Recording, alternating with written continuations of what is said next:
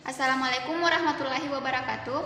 Perkenalkan, nama saya Fitriani Anwar, mahasiswa PLP dari Pendidikan Biologi Universitas Sulawesi Barat. Nah, untuk sementara waktu, di sini saya menggantikan guru mata pelajaran IPA terpadu di kelas 7. Sebelum memulai pelajaran, marilah kita bersama-sama membaca doa agar proses pembelajaran kita pada hari ini berjalan dengan lancar. Doa dimulai. Selesai. Sebelum lanjut ke materi, kakak absen dulu ya. Apakah hari ini ada yang tidak hadir? Oke, hadir semua ya. Nah, pada hari ini kita akan membahas mengenai suhu dan perubahannya. Adapun tujuan pembelajaran yang dapat dicapai yaitu siswa dapat menjelaskan suhu, siswa dapat menyebutkan macam-macam termometer.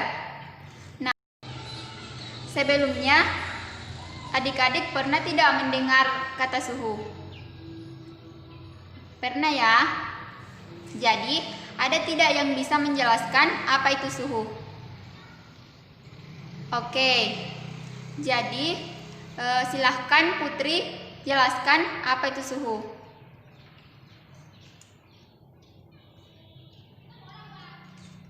Oke, jawabannya sudah bagus.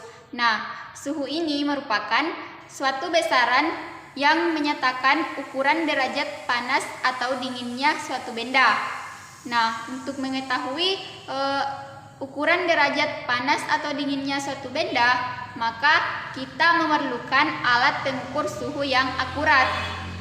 Nah, alat pengukur suhu yang akurat di sini kita menggunakan termometer. Termometer ini terbagi atas 3. Yang pertama, termometer zat cair. Yang kedua, termometer bimetal. Dan yang ketiga, termometer kristal cair.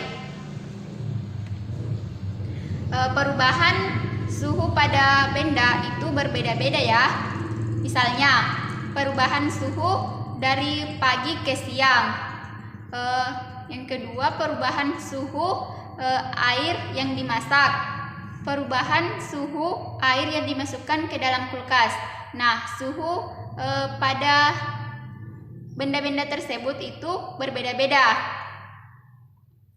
Kemudian, perubahan suhu tersebut menyebabkan pemuaian atau mengalami ukuran besar.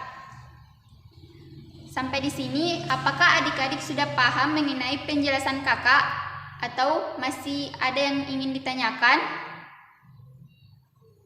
Oke, silakan bertanya.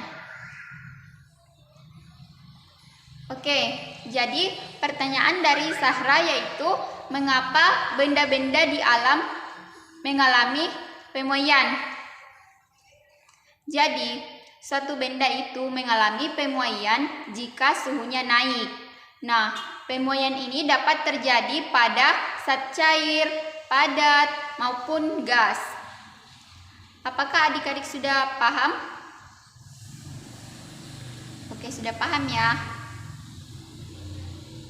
Apakah masih ada yang ingin ditanyakan? Silakan. Oke, pertanyaan dari Maya yaitu apakah indera perasa dapat dijadikan pengukur suhu? Nah, indera perasa memang dapat dijadikan sebagai pengukur suhu. Namun indera perasa ini bukanlah pengukur suhu yang handal karena benda yang tingkat panasnya sama akan dirasakan berbeda oleh tangan kanan dan tangan kiri. Jadi, suhu benda yang diukur dengan indera perasa menghasilkan ukuran yang kuantitatif yang tidak dapat dijadikan sebagai acuan. Jadi, untuk mengukur suhu, kita harus mengukur dengan alat ukur termometer agar hasilnya dapat dijadikan acuan. Sampai di sini, apakah adik-adik sudah bisa memahami penjelasan dari kakak? Oke, sudah paham ya. Jadi, untuk pertemuan selanjutnya silahkan pelajari materi kalor dan perpindahannya. Karena sebelum kakak memulai pelajaran, kakak akan memberikan kuis untuk adik-adik. Nah, untuk pertemuan pada hari ini sampai di sini dulu. Sampai bertemu pekan depan. Jangan lupa belajar ya adik-adik. Assalamualaikum warahmatullahi wabarakatuh.